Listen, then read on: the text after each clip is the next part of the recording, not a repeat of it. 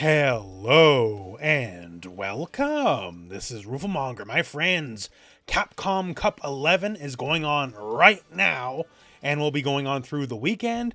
And as far as Street Fighter 6 is concerned, it's the granddaddy of them all. We have 48 players from around the world vying for the championship and taking home a cool $1 million.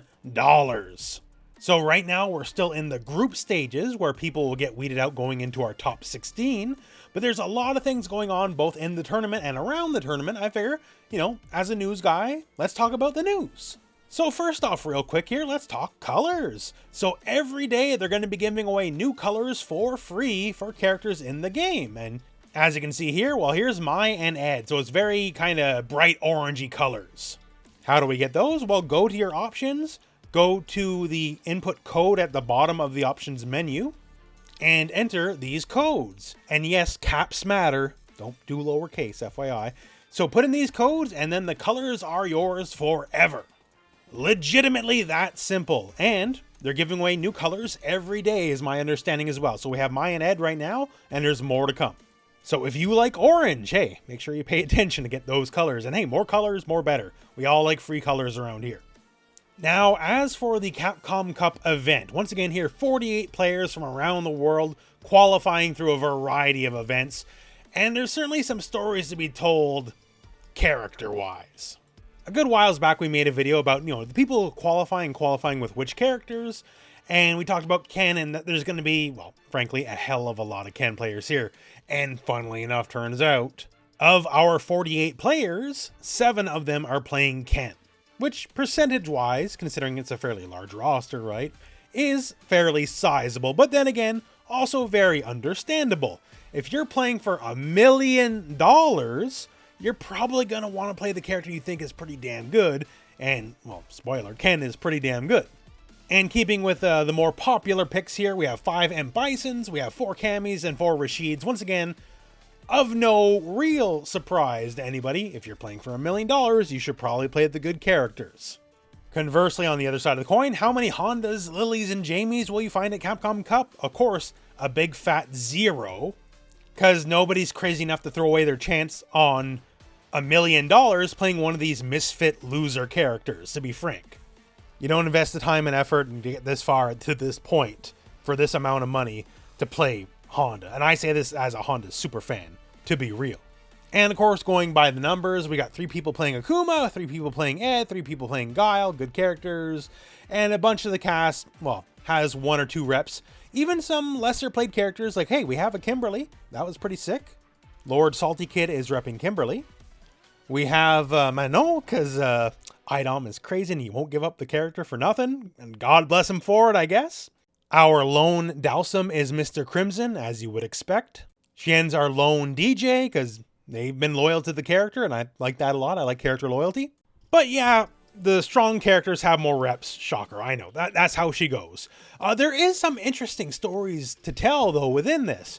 One of them, and one of my favorites, because I want to see as little Cami as possible, is 3 of our 4 Camis are in the same group. If you're unfamiliar with the grouping, how Capcom Cup works is we have groups A through H, and we have 6 players in every group. And then over the course of the last couple days and tomorrow as well, we're basically doing just a bunch of matches to see who will move forward to the top 16 from these groups. Only 2 players from each group gets to move forward. And in some striking coincidence, 3 of our 4 Cami players are all in Group A. Specifically, we have Phenom playing Cami, we have Punk playing Cami, and we have Salvatore playing Cami. Purely from my personal spectator perspective, I don't love watching Cami, so if some of the Camis could eliminate each other, that'd be great. Although, unfortunately, due to how the group stages work here, Itabashi Zangief, he's not going to be moving on. In the group stages, you got to play all the other players, and, well, he hasn't done as well. So regardless of how tomorrow's matches go, he's pretty much effectively already out of the top 16. But them's the breaks. Another thing I had no idea, but actually speaking of Itabashi, as he's one of our older competitives, I believe he's 43 or 44, and that's one of the beautiful things about fighting games, is you do not age out. All the people, the players in their 40s that are here, they're not going anywhere next year or the year after. They're here for the long haul. So then color me surprised when I found out about Blaz So Blaz is from Chile, and I had no idea that they are 15 years old. What? No, you heard that right. They're 15 years old at Capcom Cup, playing Ryu. Also, #1 in points right now in their group as well. This kid's the real deal. And after initially being blown away by finding out how old they were, I'm like, wow, that's beautiful. That fighting games, above all other competitive esports, we're the only game that can regularly have such, well, age differences. You're gonna find people that are the youngins, like this young Lord Blaz here, and you're gonna find a bunch of 40-year-olds that aren't putting down the arcade stick anytime soon either. And of course, all ages in between as well. Now, having younger people in esports, that's hardly news, right? But just specifically in terms of the FGC, the just giant age disparity you're going to find here at the highest level of play for $1 million, you're not really going to find that anywhere else. And I just think that's really cool. Every year, I keep getting older. Funny how that works, right? And just, I don't know, I'm happy to see that the old timers can keep up with the youngins. But yeah, 15, that's crazy. And of course, there's going to be more great matches over the course of the group stages. We have another day of that tomorrow. And then we got top 16 and then top 8. And just going to be a lot of good matches. And someone's going to win $1 million. And of course, there's probably going to be a trailer. Now, I mentioned this in a lot of videos at this point. It seems increasingly to almost nigh inevitable we'll be getting something for Elena. Now, what will it be? Probably be a World Tour teaser like they usually do. So not like full gameplay yet. That's not how the marketing engine works. We'll do the little World Tour cinematic cutscene teaser. Then in a couple weeks after that, then we'll do some gameplay and then we'll figure our way to launch. And then probably the patch with that and all that fun stuff. But yeah, so some point in the next few days, expect some form of reveal or reveals. Who knows? Maybe we'll get more than just one. As you may recall from other videos I made recently, there's no statement from Capcom this year saying don't get your hopes up.